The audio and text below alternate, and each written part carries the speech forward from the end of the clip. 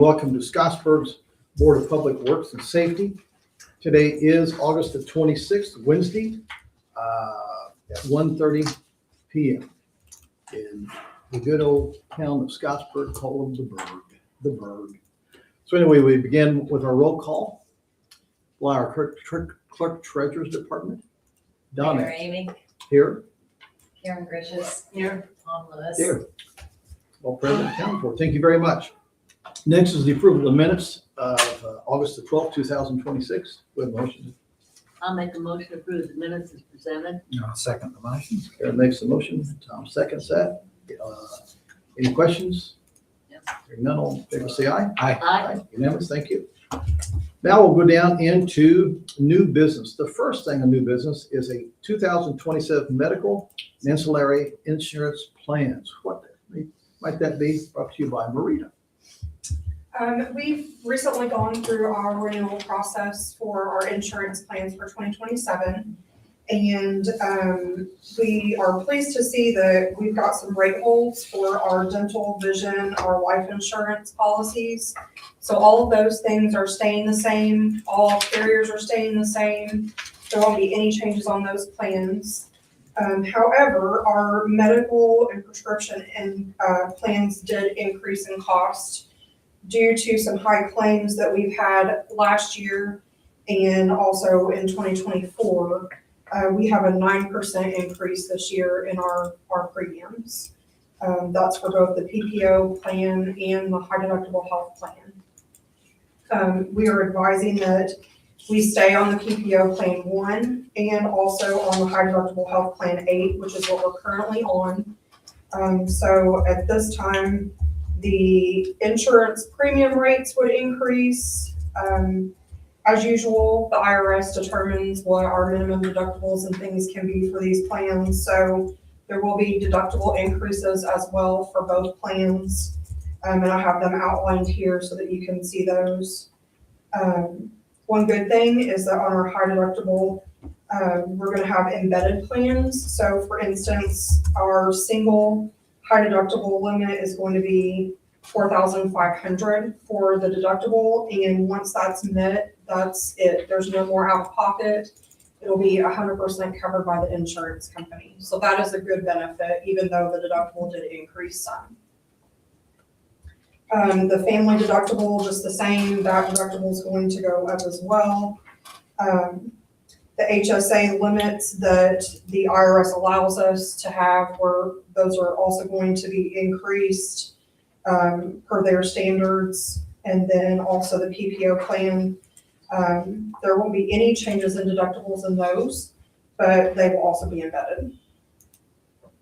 So we're asking for approval for those items for our medical and our ancillary plans for 2027. Okay. I'll make a motion to approve this. Tom Lewis makes a motion. Is there a second? I'll second. Karen seconds that. What questions do you have now toward any of these? So the employees, you could choose from these plans, is that correct? Yes, we will have our open enrollment at the beginning of November. So this information has to be returned to a medical trust by September 4th. I'll do that, and then we'll start getting everything together for those open enrollment meetings. And they can change from year to year depending on their situation. Yes, at that time, they can change between, if they were on high deductible, they can move to PPO or vice versa. At that time, it's open enrollment fully, so they can change anything they want to about their plan. Good. You two have both been on council, so you've been used to going through where you can get the life insurance and things all. There'll be a lot of people there. But the main thing is what Marita's doing is explaining everything so that they can all understand it. Mm-hmm. We'll go through, we'll have a setup with a presentation that everybody will see all the changes and all the options they have. And we do go through if people have individual questions, things they need to address, maybe a particular situation, we can address any of those things at that time. Rita does an outstanding job on this, and this is an AIM as well. AIM is what many cities go with, and they have their own. So it's really been a positive thing. This is probably the first time we've had any type of an increase in the last 2 years, I think. Yes, this is the most significant increase we've had, since I've been here. It's been almost 5 years. We've had some right holds, we've had very minimal. Unfortunately, the past year we had double what we had in 2024, and 2024 was high. So it's kind of an anomaly year. We discussed everything with AIM when we were discussing other options with them, and talked thoroughly about our performance and what we can do to prevent things like this, or things that we might be able to do to help mitigate some of these things in the future. Sometimes it's just been a crazy thing. Yeah. So Yeah. that's usually kind of what it is. So, but because we have a lot of protection there, and we have safety meetings every month. Every month we have a safety meeting, as well as putting in, we have other things as well. So, any other questions? No. Hearing none, all in favor say aye. Aye. Aye. Aye. Thank you very much. Thank you very much. Next on our agenda today is the master plan, wastewater master plan update. Yep. Brought to you by Jeremy. Oh, it sounds like I'm going to add to your list of documents over here. Thank you. So this is fairly long, 14-page summary document. Don't really expect you guys to go through and read it, but if you want to, just an update. So again, the wastewater master plan, it was approved last year, kicked off in late December is when we kicked this project off. We're going through and remapping the whole wastewater system and creating a hydraulic model of the wastewater system. That way we can look at any bottlenecks within the system, or where we can do development and what's needed when development comes. So basically, I just want to give you guys an update of task one. Task one's been completed.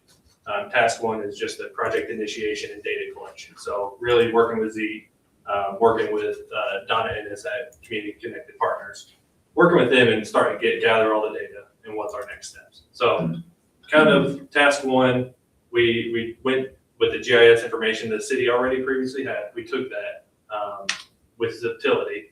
We went out and our company went to every single wastewater manhole in the system. We got rim elevations, invert elevations. We took pictures of the manholes. We made notes on if we think there's a high chance of I&I at these manholes. So we took a lot of data at these manholes. It's within Ziptility, so the wastewater department has already, I believe, used some of those pictures and gone, hey, we need to go look at this area, and started some flushing, jetting, cleaning those lines based on those pictures. So it's already started to help, but we're going to try to create a program to keep that going. We have also, treatment plant data. We got that from them. We got the lift stations. So I believe the city has 25 lift stations within their system. They've gone to each and every lift station, did a drawdown test, so measured how much those pumps are conveying out of their lift station. We've gone to each one of those. We've done some GRIP flow metering testing that happened earlier this year. We've looked at maintenance records. We've looked at their compliance history, and as well as we're looking at the existing sewer agreements with the neighboring systems like the Scott County Regional Sewer District. So we've got all that data now. So that's kind of the overall task one. Some of the key findings we found within task one. From the GRIP flow metering, back April 27th through May 1st was a large rain event. It was about 4.6 inches of rain. So it was a good rain event. One of those flow meters, they're in an average dry weather flow time. That flow meter is reading 87 gallons per minute. During that rain event, it was averaging 463, so 5 times higher for that whole event was kind of the average, 5 times higher than normal. And it peaked at over 2,000 gallons per minute. So we're just showing that rainwater is getting into our system. It's clear, it's obvious. The peak flow is over 20 times higher than our average dry weather flow. So we got some I&I issues within the city. So that's kind of what we're going to continue to dig into. But that's just a first glance, having analyzed that flow metering data, but what you see right away. Some of the other high level things we've seen, some of the lift stations have some safety questions that I would have, panels near the wet well hatches, little close, electrical safety, some of those things we're gonna be looking at as well. Compliance history, we're in compliance right now. Actually, the city just now got approved with a new agreed order that we're gonna be, with this master plan, really help the city kind of get in good graces with IDEM and make us, continue to move forward. Yeah, question? Let me ask you a question. Was the I&I, was it just ours or is it a combination with regional sewer? It's gonna be a combination of both, man. I will say it's a combination of both. And again, that was just an early look at that flow meter, really like dialing in on specific areas at this time. But overall, from that flow meter, we're just seeing a lot of I&I. This was, I believe it was down on the south side of the So, city. down. So right now, every known manhole has been mapped and presented. Yep. Correct. How many do we have? Almost 1,000. Over 800 Yes. Oh. Yep. with comment, With what? with comment. Mhm. How many did you have before that you started? It was, It's about the, yeah. yeah, we probably added some, took some off the mapping, the old mapping they had probably had some that weren't actually gravity manholes that were removed. Okay. We've added new, so we've gone through and looked at all those. Okay. And I'll kind of, in the next steps, I'll get more into that. I'll try to keep this short. SCADA equipment, the city has it. It's on a lot of the lift stations, at least half of them have some good SCADA data that the city right now does not know how to access. So it's kind of, we have the availability, but we don't know how to do it. So we'll be kind of looking into how we can get that set and move forward so we can actually be utilizing that data for more accurate information on how often pumps are running, how much flow they're putting through, all that kind of data. So what you call that, SCADA? SCADA, What is that? it's basically it takes the information from the pumps and reads the pump flows, the elevation data, the wet well levels and all that. It's your SCADA system. So SCADA is kind of your overall It's a system. It's a system. monitoring software Monitoring Okay, software. okay. for the collection systems for all. Our plant has 3 massive pumps right there at the input. And I guarantee you that all 3 of them, they're only usually used 2. Couple of them. But on this last time, I guarantee all 3 of them. Yeah. So you said that the I&I was a combination of regional sewer and city. Yes. Are we mapping theirs too, or? We're not mapping their system, but we do have flow meters at the 2 main locations where regional sewer district does enter into the city system. Okay. So part of this study is also looking into what the contract states with the city and regional sewer district and how do we go about a regional sewer district. One of the things the city is billing them based on water usage data, which is going to be lower than what if they have I&I or rainwater getting into their system. Okay. The city's treating a lot more than what the city's billing for. So that's part of what we're going to look into and how we can handle that we need to correct that issue as well. So did they not have flow meters before? There've been flow meters, but based on the contract, they're billing off of water usage data. We put brand new ones in when we took office. So we put 3 brand So new can ones. the contract be changed to bill on the flow meters? Maybe. That's legal. Yeah. We're gonna navigate it. Yeah, that's one thing we're gonna look into, as well as, and not even just billing. I mean, the city would love to have that capacity within their pipe. So you also want to be able to, hey, we need to take care of that issue of the I-9 because we also need that capacity within our system. Right. It's kind of the thought too. So kind of the next steps. Now that we have all this general data, how do we put it together? Our team is working on creating a hydraulic model. So basically we can computerize and put in a rainfall event and see what the system's doing. So we are finalizing the GIS data. And we have, we have some small little areas we're still confirming in field investigation. Once we put that into the computer, we'll kind of get it, we'll narrow down the system based off of runtime data from lift stations, the flow meters, and make sure we're modeling it like the system is doing out there. We will then at that point have a hydraulic model that is ready to, okay, well, we're planning on development out in this area of town. Let's see how what do we need to upgrade to be able to receive that flow? What kind of bottlenecks are we seeing in our system?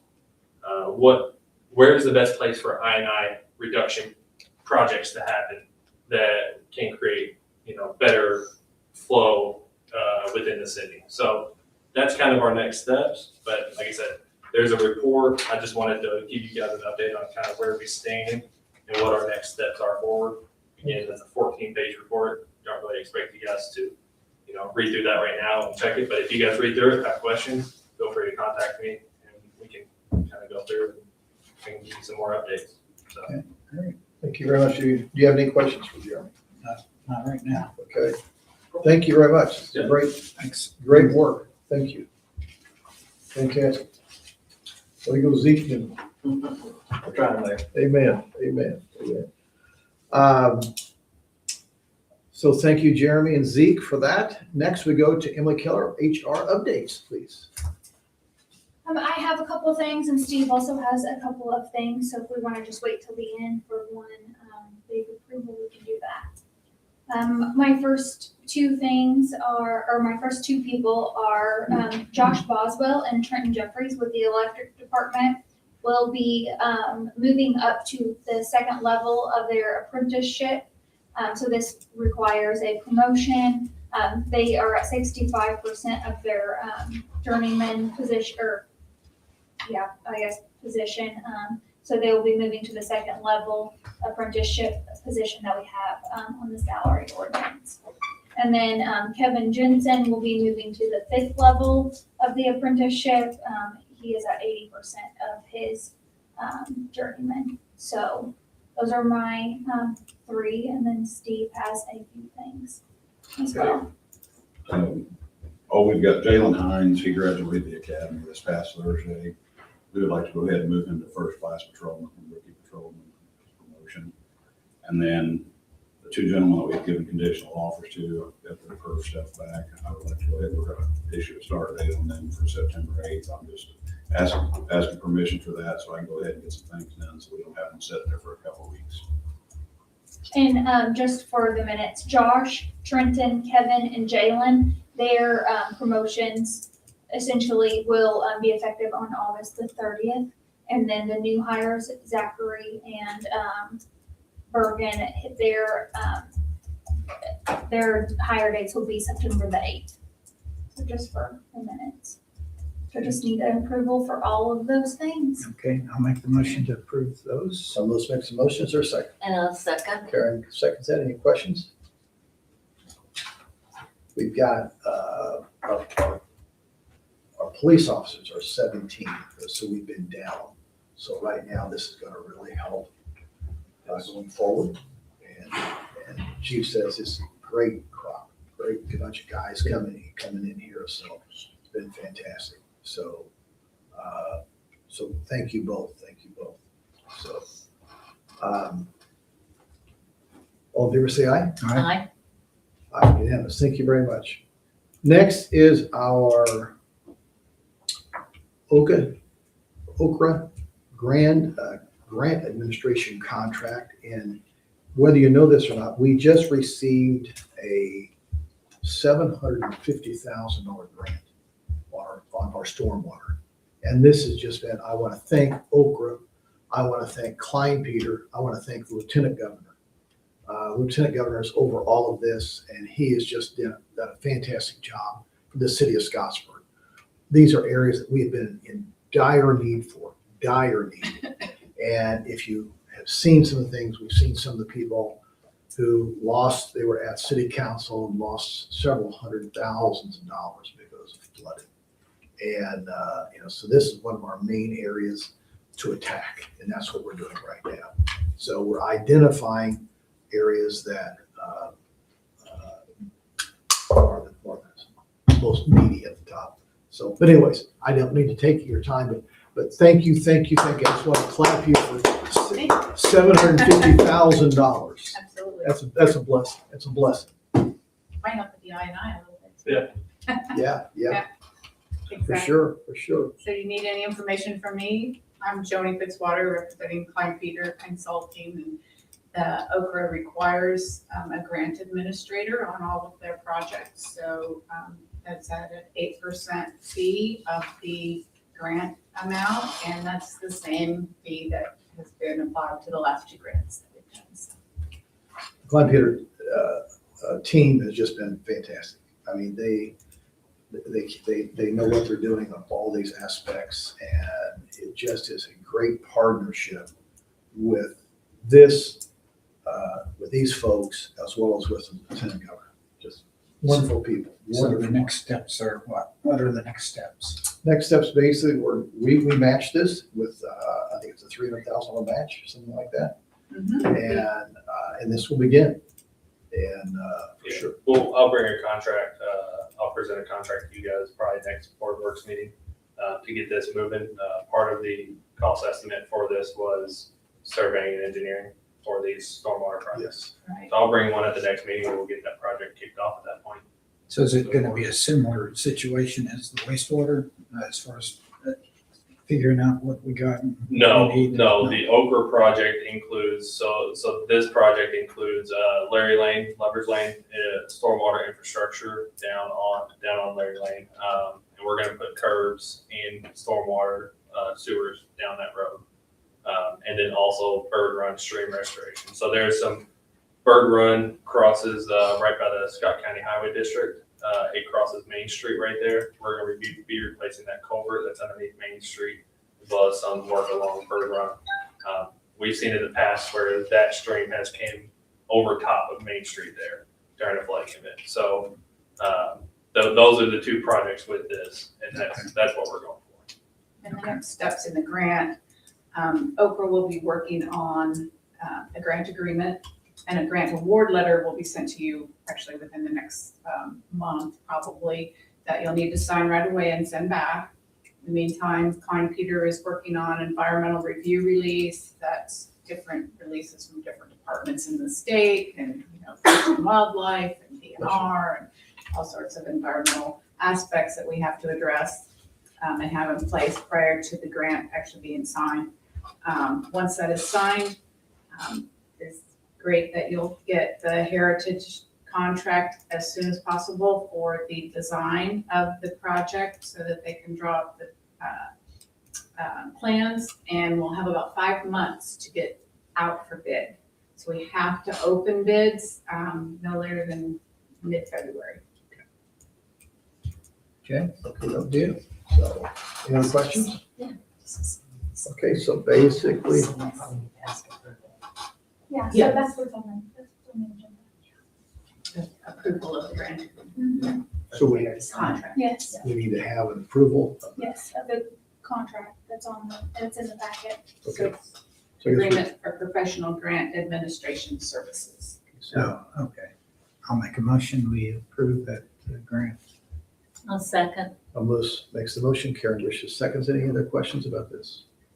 Hearing none, all in favor say aye. Aye. Aye. Unanimous. Thank you very much. Thank you for being here, and thank you for all you do for Scottsburg. Absolutely. It's a blessing. We enjoy it. It's an absolute blessing. Thank you. I can send you a copy of Just it. scan it and send it to me. Awesome. I appreciate it. Thank you so much. Josh, this one's for you. This is the Transit Services Operations and Risk Allocation Agreement. It's you, Mayor. That's me and the mayor, Yeah, she that's says. you. Yeah, So you're up. there we go. I was asked by the city to prepare a transit services agreement. That agreement has been prepared. It has been approved as far as the coverages, insurance-wise by our insurance company, and then it has been approved by the provider of the services, which is Blue River Services Incorporated, which they do business as Southern Indiana Transit System, SITS. And they have their CEO has approved and signed the agreement. So we're asking for the city's approval of this agreement. Basically, what we're doing at this point, there is no funds being conveyed to them at this point in time. So if that changes at some juncture, that will come back for you, but this is to allow them to use, basically be our service provider in this area. And provide service to our citizens that need it. So have they not been providing What- services? prior? What are transit services, pray tell? Jeremy would like to know. Yeah, exactly. So what it is basically since moving out here, I don't think we've really noticed as much transitory people walking across I-65. And so we haven't had anything that's transit. So we contacted the Indiana Department of Transportation Department, NDOT, and they said, we have something you can have this with. So that's what this is doing. This is putting this back into, we're gonna have 5 areas that will kind of be a bus route, as it were. But it's also, they can call in. We need to get to work here. What's your address? 1212 Pine Street. We'll be there in 10 minutes. They'll pick them up. They'll probably charge them $2 to $4 each way, and they'll take them right there. Or they can go to the local. Those spots are run to the Walmart is in the east. It's the west. In the east is the train station. In the south is, I believe it's the museum. And in the north, it is the hospital, I think.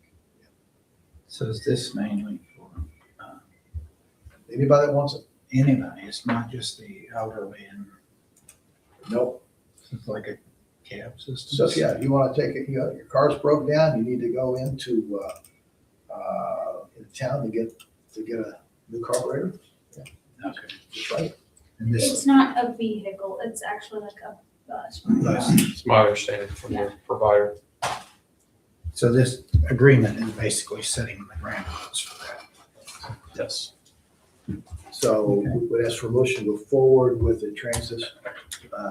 I'll make the motion. Tom Lewis makes the motion. Is there a second? I'll second. Karen seconds that. Any questions? Else?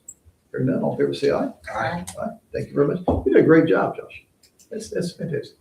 Thank you, Mayor. You're welcome. Appreciate it. Next in our agenda is the change of November the 11th meeting date, brought to you by Ellen Kelly.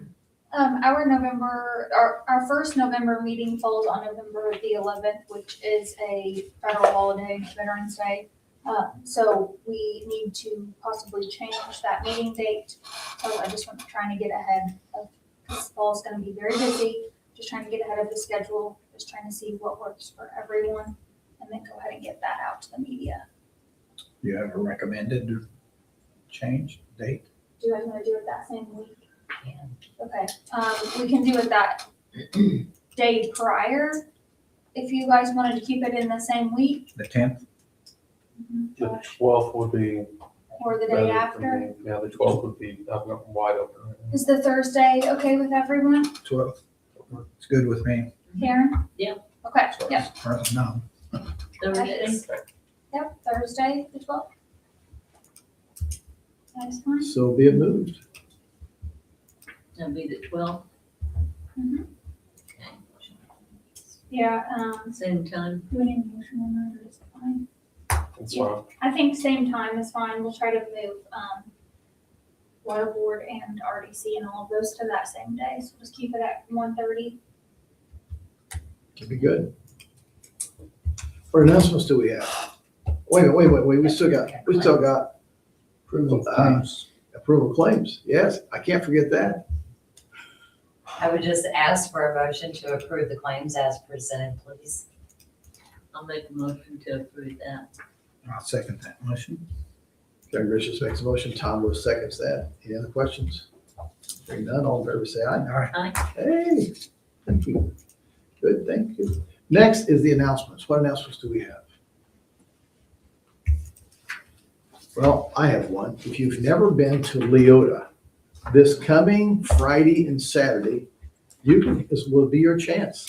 Leota is located some 10 minutes right just west of Scottsburg. And it is it's a country get-together, as it were. So there's no cost, basically. If you want to buy a fish sandwich or an ice cream cone, you'll pay a little bit of money, but everything's free. It's all hay bales on the street, and sitting on hay bales, just listening to different genres. They have watermelon eating contests. They have pedal tractors for the kids to get the longest way. There's old tractors out there. There's used to have, and also still, but Civil War, because General Morgan came through Leota going, there was Confederate, came in through that way. They came in over Corden, robbed the Corden Bank, came through, right through Leota. Matter of fact, I was sitting there as about a 10-year-old child, and there was 40 of them came back through with firing their guns and all kinds of stuff. So it was neat. So just a little area out there, but so you can get a taste of. Will your mom have her Cooney little Creek. shop open? No, she's soon to be 75, and she wants to. I She know wants that. I know. It's my sister who is holding her back because I'd put her right out there. She'd put you to work. I know she'll put me to work for sure.